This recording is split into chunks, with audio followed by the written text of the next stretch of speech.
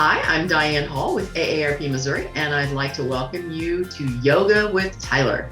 This is class number 7 in our 8-week yoga series. We're on our last energetic center, and the mystery of how Tyler puts it all together will be solved in episode 8. So tune in next week as well. This yoga series is part of AARP Missouri's Moving It Fitness series. If you haven't joined us before, or if it's your first time in a yoga class, don't worry. You'll easily be able to follow the moves and positions as our instructor gives excellent explanations and cues. And if you'd like to go back to earlier classes, you can find our previous classes on AARP Missouri's YouTube channel. This class is suitable for many levels of fitness. However, you know your own limitations. Please do not try to go beyond what is right for you. If you have any concerns, check with your doctor before participating in this or any other AARP fitness offering. AARP Missouri also offers other live classes like our very popular Forever Fit. And we have links to past programs like Bar Roomba, Zumba Light, and Movement for Life that you can participate in from recordings. You can find the links to current, past, and upcoming programs at aarp.org/movingit. Now, all of our programming is created with people age 50 plus in mind, but it's good for anyone of any age, anywhere. AARP hopes that our fitness classes, like yoga, will be great options for anyone who may not be able to or who may be hesitant to attend a traditional fitness class, like a caregiver or someone who has some health concerns, or just for the convenience of working out at home. In addition to our online fitness classes, AARP has resources for caregivers, up-to-date COVID-19 information, and technology information on our website at aarp.org/nearyou. Now, let's get started with yoga. Our instructor is Tyler Ferguson. Tyler, take us away. As Diane said, this is our 7th in an 8 series exploration of yoga through the lens of the energetic center. The energetic center are centers associated with glands and organs of a particular region in our body, and as such, they have a strong bearing on our health, our mind state, and possibly even our relationship with others. Have you heard the phrase, your issues are in your tissues? Well, this is the idea that there are disturbances in the subtle energy of our body, and that can translate into physical manifestations and symptoms, likely associated with those corresponding glands and areas. Trauma can be stored in the body.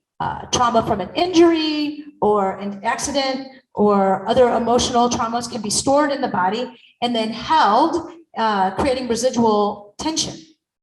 So movement or awareness of these holding patterns or of this tension in the body can help us consider and look inward and start to work on releasing this residual tension associated with this trauma through breath work, through meditation, and through physical movement, which is called asana, which is the physical practice of yoga. It's one of the many pieces of yoga, that asana that we do, that physical movement.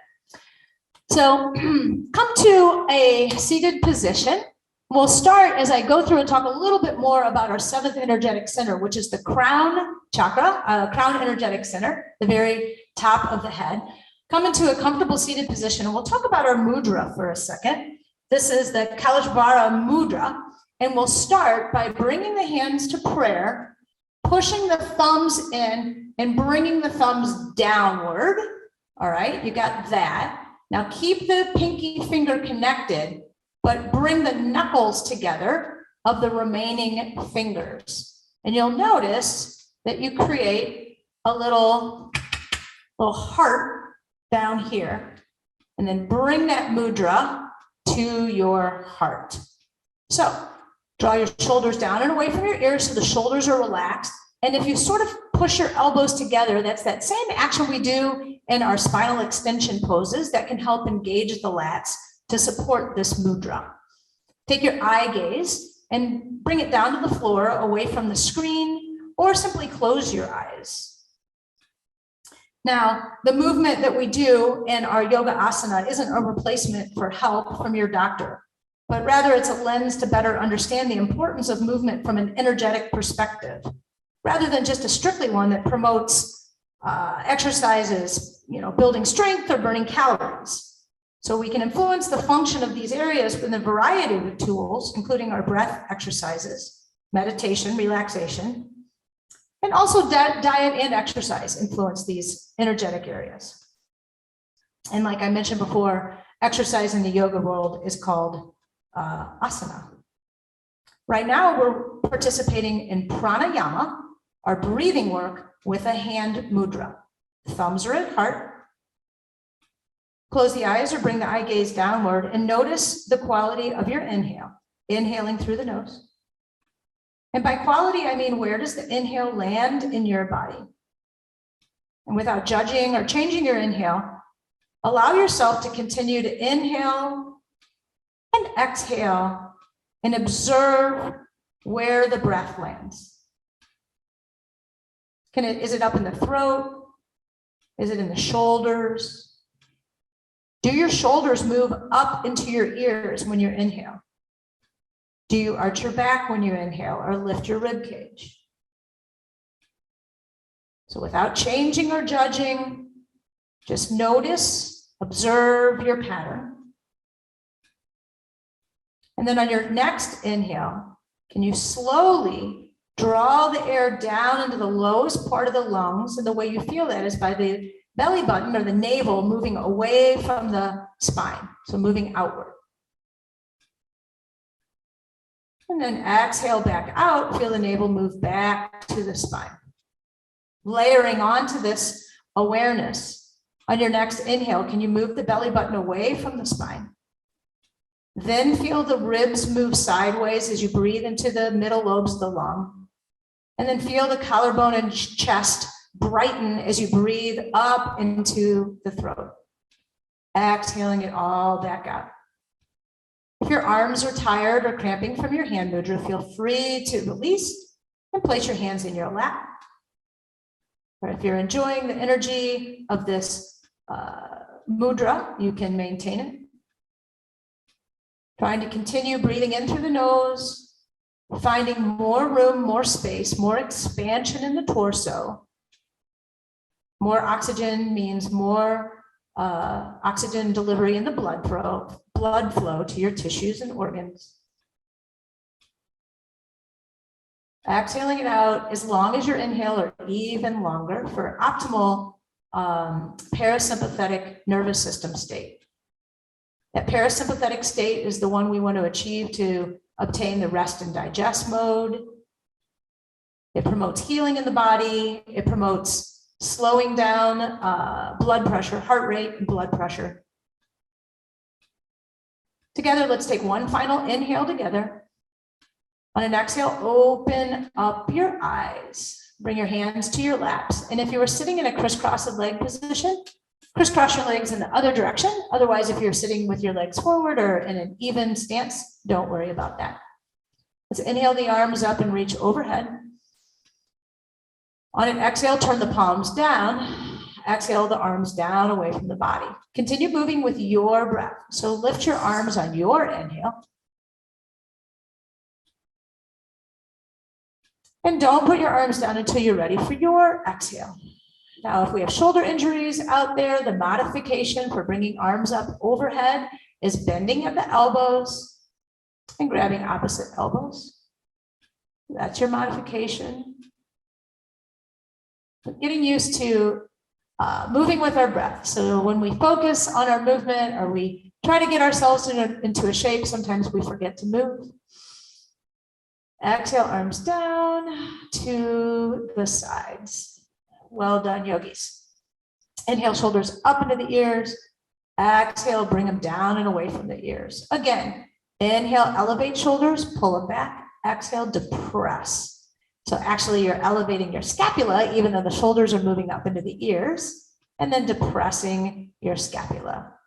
Let's come from a seated position and transition to our back. Last week, we talked about the safe way to transition to our back. So you start by being seated. Oh, actually, before we transition, I just want to remind you, I'm going to cue a yoga belt today. But if you don't have a yoga belt, if you have a towel or a blanket, I'm going to actually cue a dish towel today. So if you have one of those things nearby, great.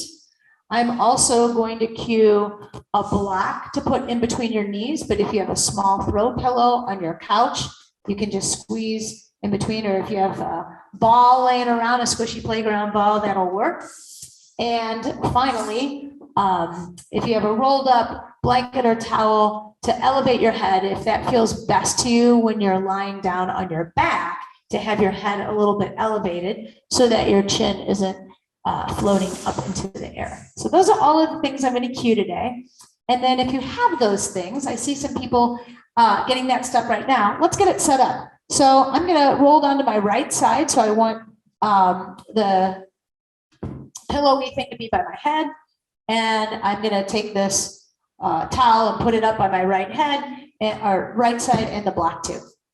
So to get down safely on the ground, just bend your knees and slide your arm down to come to your side body. And then from your side body, you're going to roll onto your back. Again, this towel under my head is just if, when your head is on the ground, if your neck's super up in the air and it feels compressed and tight, that can help you, elevating the head can help you create some length. From here, keep the knees bent and the feet on the floor, and just settle in or notice how the back feels in this shape.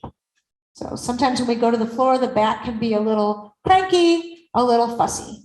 Take the right knee and bring it into your chest and bind your hands either on your shin or behind your hamstring. You can pull it outward toward your armpit a little bit, and then start circles with your ankles. Begin your ankle circles by spreading your toes super wide and then moving slowly in your circles. So pause for a moment and just look at the screen. Sometimes I see some little spaghetti ankle action going here.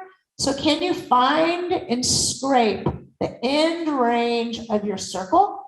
Keep connected to your movement. Keep your mind connected to the full movement and try to maintain the same speed.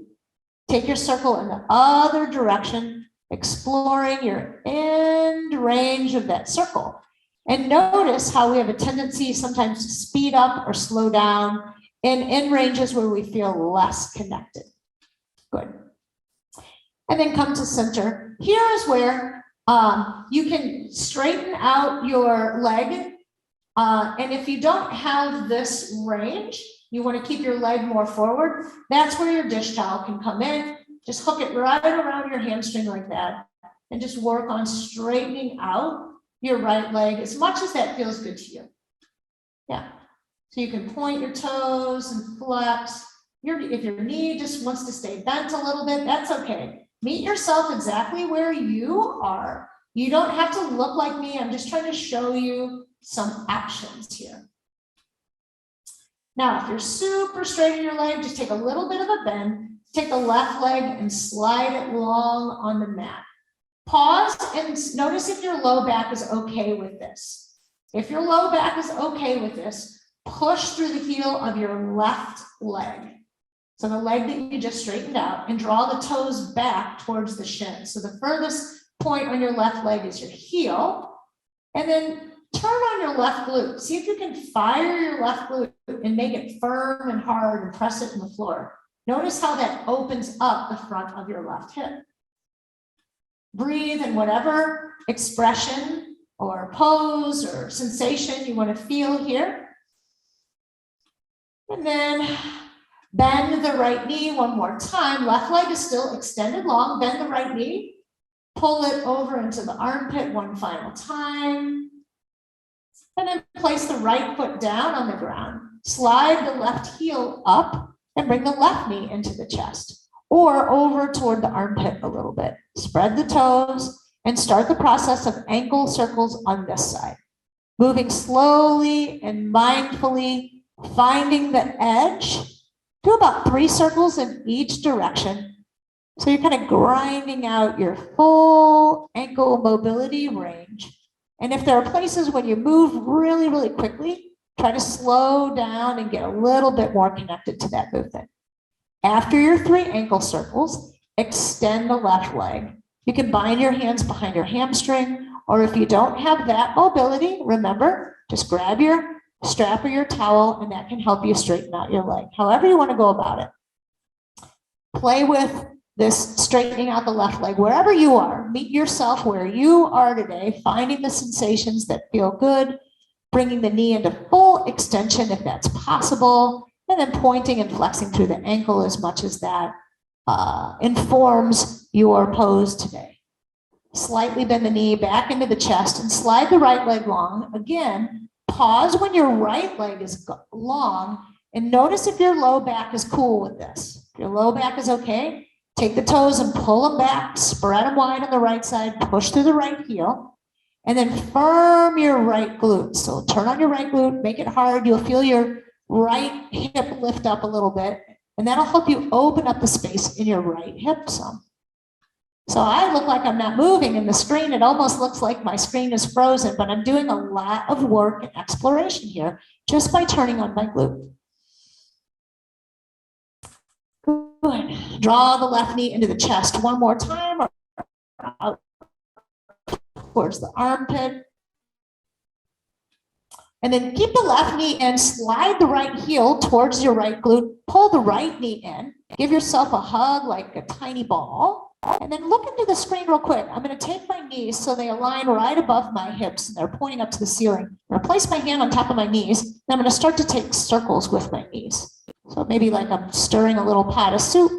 And you'll notice that these circles give you this really subtle but rewarding low back massage. So just tune in to where you're feeling those bits of pressure in the low back. Pause, take your circles in the other direction. So trying to balance out our work, however many circles we take in one direction, take in the other. And then after you've evened out your circles, bring your knees into your chest one more time. If you can bind on top of your shins, great. If not, maybe underneath into your hamstrings. And then give yourself a hug. And feel free, take your eye gaze back to the center so your neck is neutral. Lift your head off the mat. Draw your forehead or your crown towards your toes. Give yourself the biggest squeeze. Big inhale here. Exhale, release. Bring your feet back down to the ground. Knees are bent still. We're going to move into a pose that's going to take some time.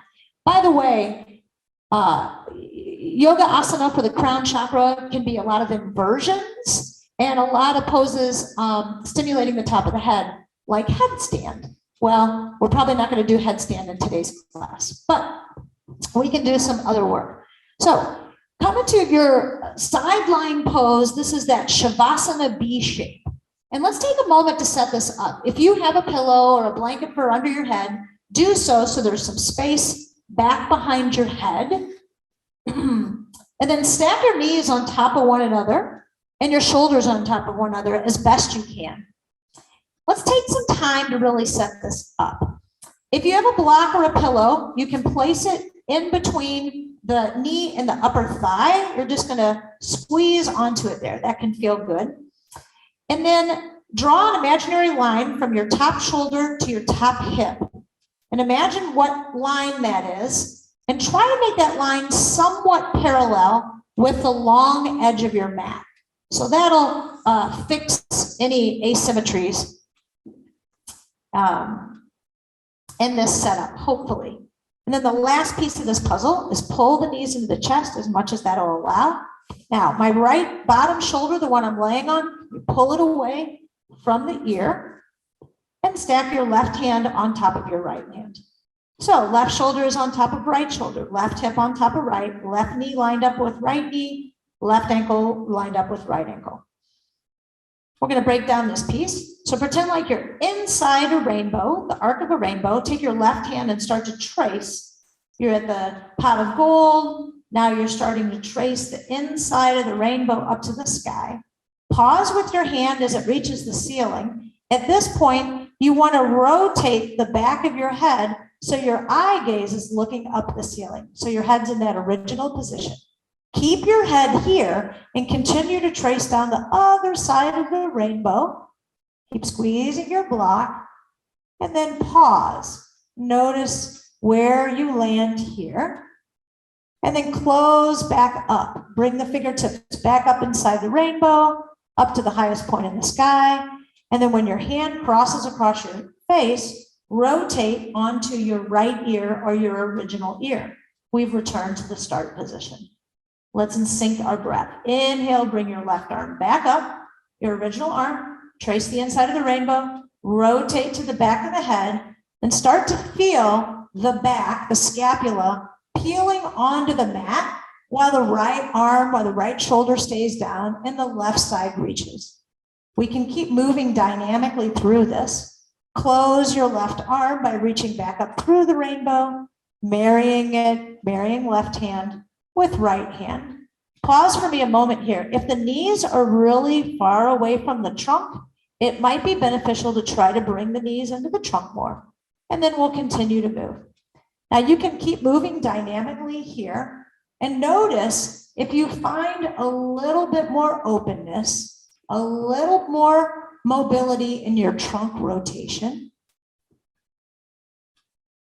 And then you have the option, if you find something that feels really, really juicy and really, really good and you want to stay there, you have the option of just staying. So I'm going to open up one more time. This is called open books. I'm going to open my book one more time. My eye gazes to the ceiling. I've done this enough times that the back of my left hand is now touching the floor. My left shoulder isn't, but my hand is. If you're floating and you really want to feel the openness, but the floating in the left side is uncomfortable, you can prop a pillow or a book or a rolled up blanket or use something to support your left arm. Your eye gaze is at the ceiling. And then notice if you can breathe into this twist. Can you breathe down into the belly button and feel it expand, just like we did in our breathing exercise at the beginning of class? And then notice with each exhale, if you're able to let go a little bit more. Any places where you're holding on unnecessarily in this shape.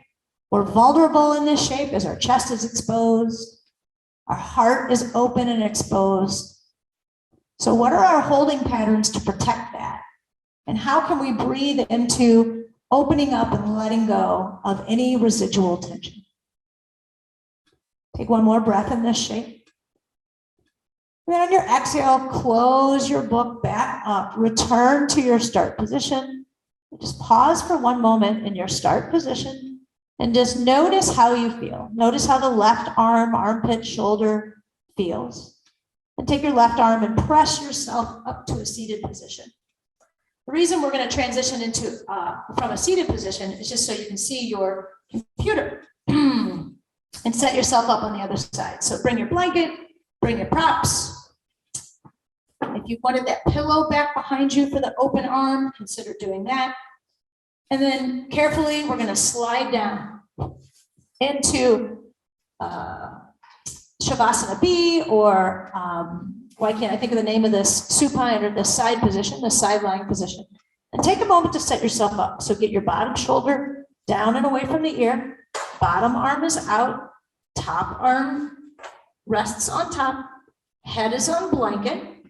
Block in between thighs if that feels good. Any setting can work. You can be wide or narrow. So this is kind of yogi's choice. What feels good to you? Draw knees into chest, and then think about your checkpoints. Is your right shoulder over your left? Is your right hip over your left? Take an inhale here. On an exhale, begin to trace your rainbow. Let your eye gaze follow your hand until your eye gaze comes to the ceiling, then pause the eye gaze at the ceiling and let the right arm continue to open. We'll move dynamically first. Close the right arm, trace back over the rainbow, return to your start position. Start to connect, sync your breath with your movement. Inhale, open up your right arm. Exhale, let it land or get to its in position. Inhale here. Exhale, close. I'm giving you ideas for your breath. I don't want those breath cues to confuse you. You can breathe any darn way you want to. Just be aware. Am I breathing with my movement? What feels best for me? What breathing pattern feels best for me? Do I do my movement in one breath, two breaths, half a breath? And we'll start this by being dynamic. So moving in and out of the pose, 3 or 4 times. And then once you feel you've primed and pulped this thoracic area, you can land and just be in the pose and let the breath allow you to find a deeper expression of the pose. If you find that your knees are sliding away from each other or your right hip is falling off your left hip, you can squeeze the block in between your legs to help try to keep alignment in the hips while you rotate above the hips. Can you relax here? And can you observe the chatter in your mind here? What does it feel like to be in a class when you're not moving? What does it feel like to be in a class when you're asked to be still? Does the mind chatter in a way that makes you want to avoid the chatter by finding movement? Can you be still? What is the message that you tell yourself? Take one more round of breath in this space. And then lift your right arm back up, trace the rainbow one final time, and marry your right hand back to your left hand. Pause and notice how you feel in your right shoulder, right arm, right back body, right side of the thoracic spine. Remove your prop and push yourself up into a tabletop position. So that's kind of a nice, slow, and juicy warm-up for us. I love that open books pose, and that's a great one for golfers. Any golfers out there? We had some golf talk this morning. Okay, let's come to our tabletop position. And as you're arriving in your tabletop position, if you're waiting for others to get there, remember, I think we did this last week. Bulldog, bulldog, seal, seal. This is a great way. If you're waiting for me to cue the next thing that we're going to do from tabletop, you're already there. Just go ahead and find a little bit of wrist mobility, gently moving from these positions, opening up the wrist. Seal, seal, bulldog, bulldog. And then let's meet in tabletop. Fingers are forward, wrists right below the shoulders, knees below the hips. Let me show you one thing here. If some of you are trying to flatten out, like I cue to flatten your shin and the top of your foot a lot in classes, I have been. So if you go back and watch old videos and you see that from me, but this is the shape and you just can't flatten it out, a really nice juicy thing to do is to put something for reference under there. That way you can press into that thing and get the activation in the glutes. So that wasn't part of class today. I just thought of it. So put that in your list of tricks and try that sometime. We're just going to move into cat and cow. So let the belly button drop, slightly bend the elbows, lift the tail, and lift your eye gaze, opening up your throat energetic center. Inhale here, exhale, round your spine up to the ceiling, coming into cat pose. Your eye gaze, your drishti, will be your quad muscles, or even between the space in your quad muscles. Draw your shoulders down and away from the ears here. If you're able, press into the tops of your shins here. On an inhale, pull yourself into cow. Pause with me in cow pose here. Notice, draw your navel into your spine from cow and see if that changes the sensation of the pose. Sometimes we tend to pull into cow and be disconnected in a core. So draw the navel into the spine. Now pull your heart through your arms. And you can get more of a stretch on your front line without hurting your low back if you have your navel drawn in. And then exhale, press away to cat. Now it's going to change. From cat pose here, put your big toes together, widen your knees a little bit, and then from cat, push your hips back into child's pose. Once you arrive into child's pose, elbows come down. Can you make a cow shape in your spine? And pull yourself onto your forearms in cow. Press your forearms up off the mat into tabletop, round into cat.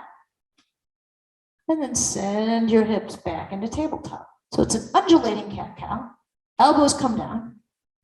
Make your cow shape in your spine. Pull your hips forward. Lift the elbows, come on the hands. You're still in cow. Push the mat away, round the back into cat. And send the hips down. Let's try that one more time. Elbows come down. Cow shape in the spine. Pull your hips forward. Lift up your elbows, press into cow, and then round into cat pose and put your hips back down. We'll come into child's pose here, where we bring our head, our forehead down to the mat. Now, if this pose isn't comfortable for you, you can bring a prop or a pillow under your belly. Another trick, if you're comfortable, stay there. If you're uncomfortable, another trick is to really prop up the space behind the knees here with a big pillow or a blanket. And then that can be like a brake. It'll put on the brakes for you so you don't go too low and you can relax in your child's pose.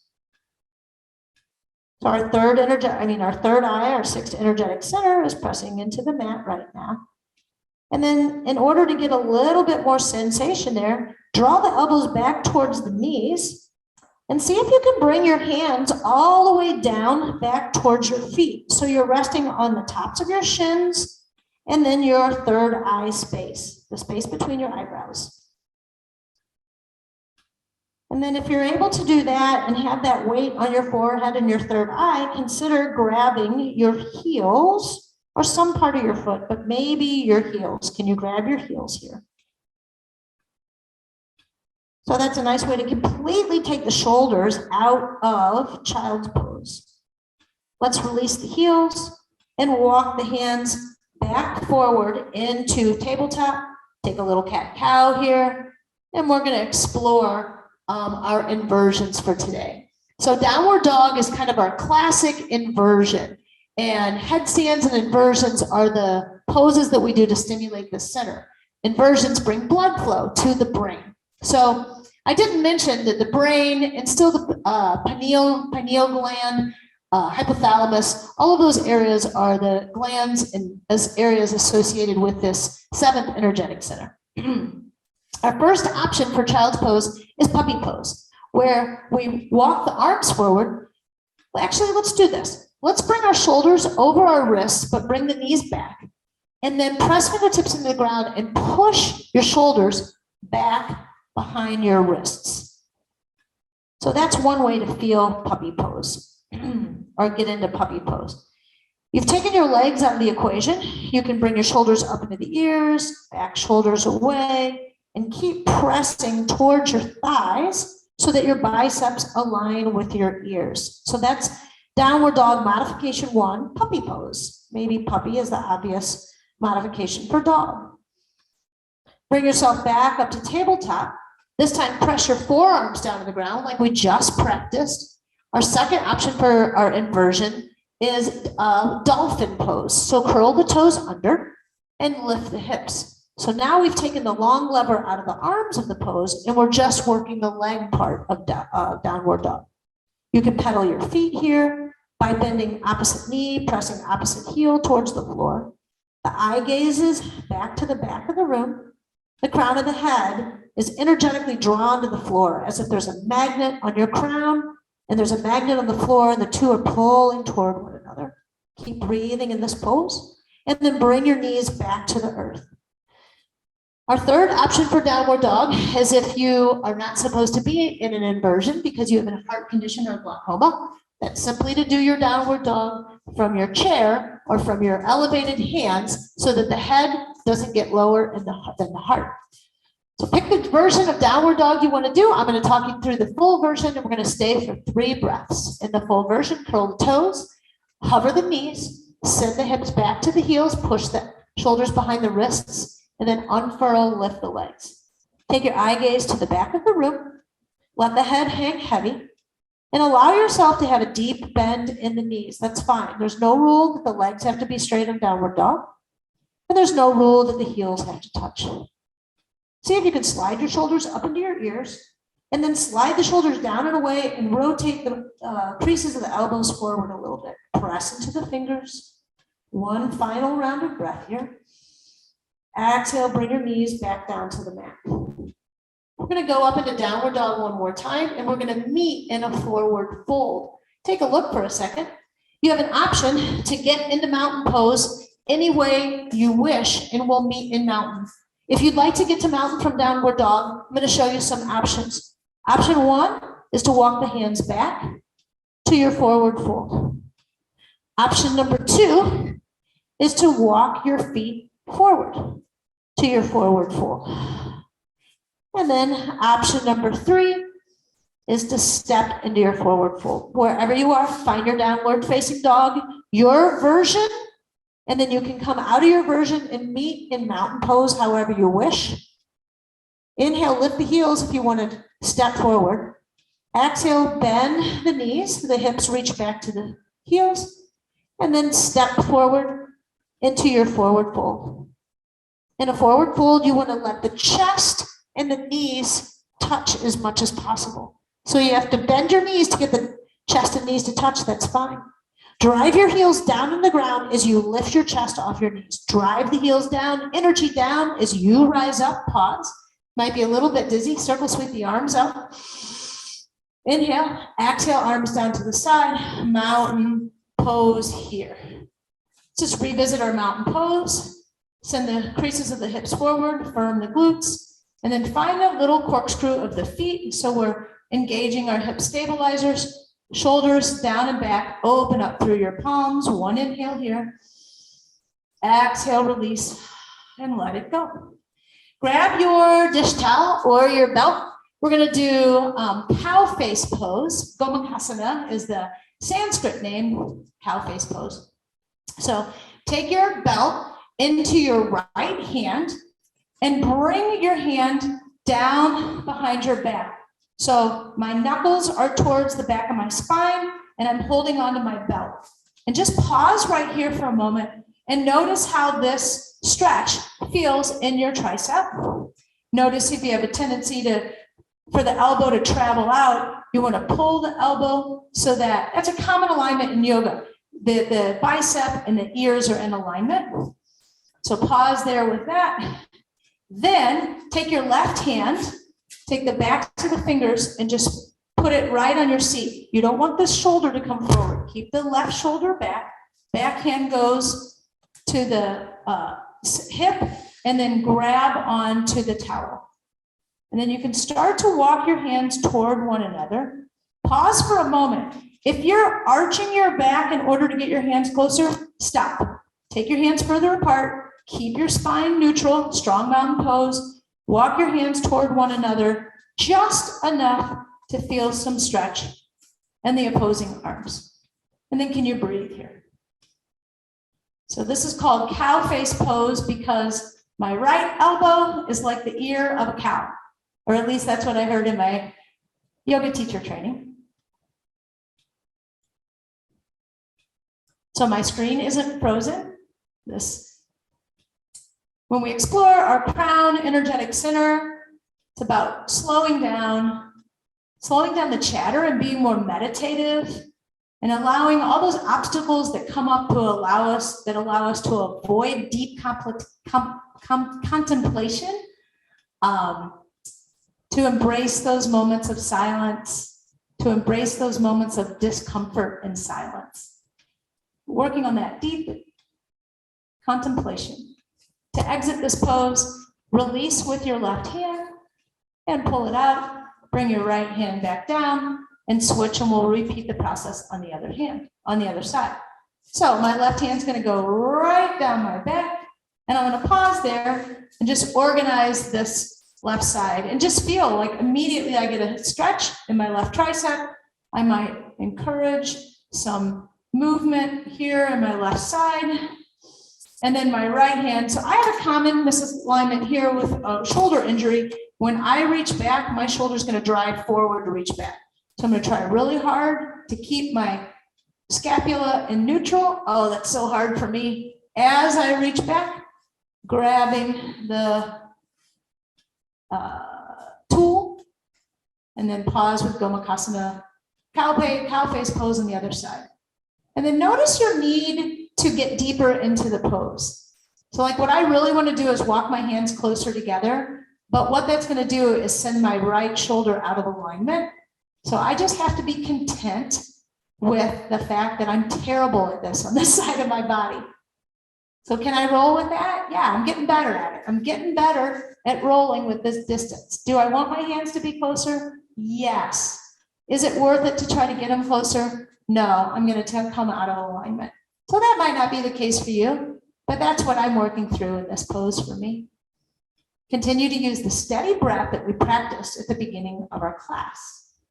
And then notice if you're in that fight or flight mode, or if you can use the breath to come into your rest and digest mode here. Can you visit your mountain pose in your hips, reactivating the front of the hips, re-engaging the glutes, re-engaging the hip stabilizers with that torque. One more breath and release and come out of your cow face pose.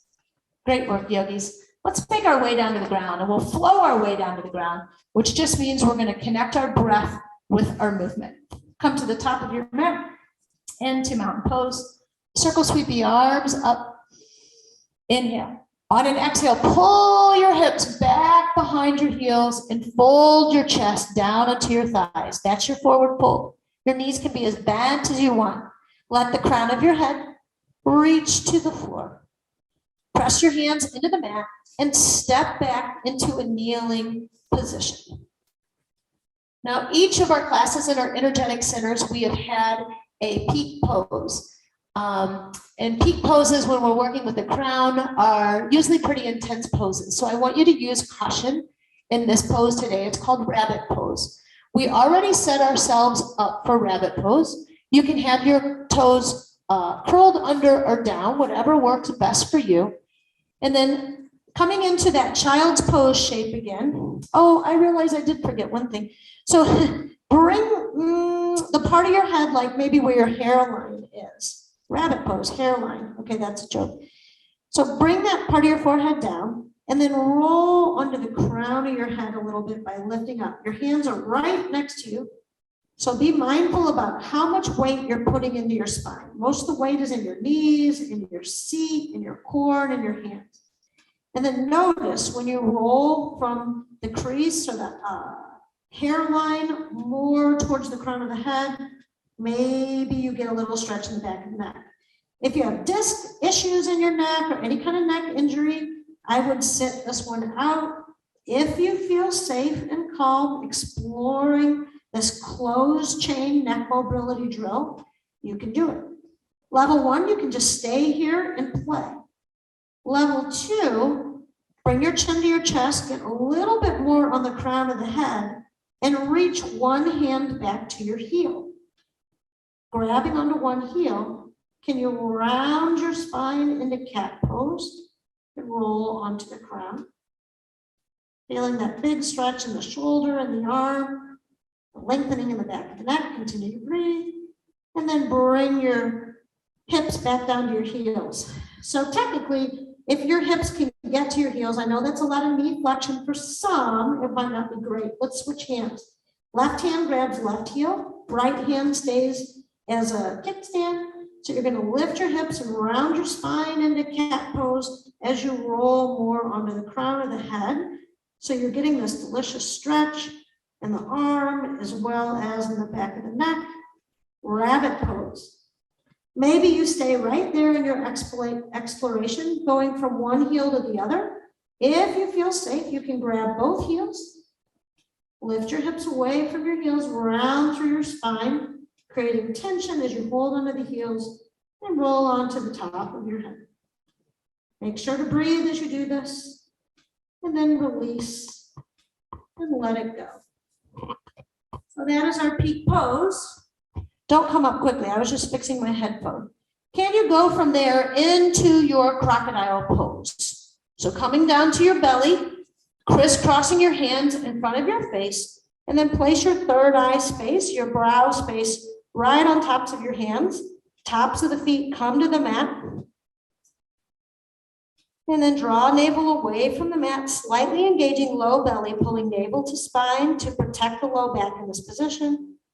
And then turning on glutes, are finding that little bit of torque in the hips, maybe pressing through the hips. So this is just an opposite pose, or our spine was in deep flexion in rabbit pose. So now we're coming into some extension in crocodile pose. If you'd like to get deeper into extension and come into Sphinx pose, bring the elbows right under the shoulders. We're going to take that number 11 shape with the arms one final time. Keep drawing navel towards spine to protect low back. And in this pose, pull shoulders away from ears and draw your elbows into your hips. Sphinx pose. And then we'll exit this pose in whatever way feels safe. Maybe lower your chest down, bring your hands next to your rib cage like you're going to go into cobra pose, pull the elbows in, press up onto your knees, back into your tabletop, and then come to a seat. We're going a little bit over class today, but it's worth it. Let's just spend a couple more minutes finishing it out. Let's come to our back side. So safely move onto your back side so that we're in that place where we started class. Knees are bent. This time, both arms go down along the side. I like bridge pose in every class. It lights up all 7 energetic centers, and it's great for stabilizing or neutralizing the spine. Press your feet into the ground as your hips lift up into the air. Notice the space you create in the front of the hips. Can you firm your glutes to support that space? And then remember that block you have between your thighs and open books. Can you squeeze that imaginary block once again? Continue to breathe. Pull your shoulders away from your ears. Same controlled breath that we had in the beginning of class. And then lower your seat back down to the floor. Keep your left knee bent. Bring your right foot over across the top of your left thigh and flex your toes back to your shin. For some, just staying here and pressing the knee open and away might be enough. For others, you can lift your left foot off of the ground and pull your left knee into your chest, which will bring your right knee in as well. And for the deepest modification or deepest expression of this pose, you can reach in and bind behind that left hamstring, pulling everything in. And if you can't quite make that reach, you can bring your dish towel in around that hamstring. Dish towel, belt, necktie. Now, notice if you're cranked into the hardest version of this pose, can you back out just a little bit? Soften everything, soften your jaw, soften the breath. And on your exhale, can you find softness in the shoulders? Find more of a release than tension in this pose. Left foot goes down, right foot comes off of left foot. Switch pose onto the other side. Bring your left lower leg across the top of your right leg. Maybe pause there and just play with opening the hip, or lift your right foot off the ground, drawing both legs into the body, or taking a bind by reaching behind the right hamstring. When we arrive in a yoga pose, it's not like something that we stick and we freeze in, like if you finished the uneven bars and you're sticking your landing, but more it's an exploration. So tiny little movements, either exploring through the breath or making little micro movements and packing shoulders or playing around with the spine or finding the ribs and pulling them in or pulling the back ribs to the floor, all those little micro adjustments, that conscious awareness of your shape should be happening in a pose that otherwise looks relatively still. That's the mind-body connection. Rather than getting in a shape and then drifting off somewhere in your thoughts, bring your right foot back down. And then sliding your legs long for final relaxation or shavasana. Rather than getting lost in your thoughts, can you stay connected to the shape that you're in? Can you stay present in the moment that you're in? Here, you can let the breath become shallow and less forced and less conscious. And as you let go, softening any tension by holding the jaw, softening the jaw, shoulders, scanning your body for any tension, letting go of that. You also let go of the idea of what this shape needs to be or needs to look like. Thoughts may pass into your mind or come into your mind here. Can you just let them pass through? Don't fight them. Don't block them. Can you practice also not attaching to them, not getting caught up in the energy of those thoughts, but just simply observing and letting them move through? The work that we do in the 7th crown energetic center is more contemplative work. It's turning our awareness inside, participating in self-reflection. observing, and allowing ourselves to become quiet and still, creating space for thoughts that we choose to block and ignore, letting them bubble up, and sometimes dealing with and confronting those thoughts and those ideas.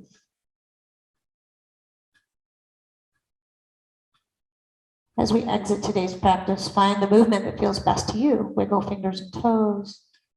Maybe take a deeper, more conscious breath, or rock your ears side to side, finding gentle movements in the chest. We'll get the movement into the wrists, elbows, shoulders, eventually bringing both knees back into the chest, coming in a tiny ball, giving yourself a hug, maybe a couple massages, and then rolling over once again into your Shavasana B pose. Fetal position. Pause for a moment in your fetal position. Make a little pillow for your hands. And just take a moment to give yourself gratitude for showing up, for participating in your own wellness, and for opening up your crown energetic center by being open to new ideas. Press yourself up to a seated position if you'd like to end class seated today. Take a seat, whatever seat feels best for you, feels most comfortable for you. Reconnect energy downward to the earth, and also crown energy upward, connecting to the sky, connecting to the heavens. This is your center to connect with the cosmos, your connection to the divine. It's an honor and a pleasure to join you each Wednesday and share this practice with you. Thank you so much for coming, and I hope to see you next week.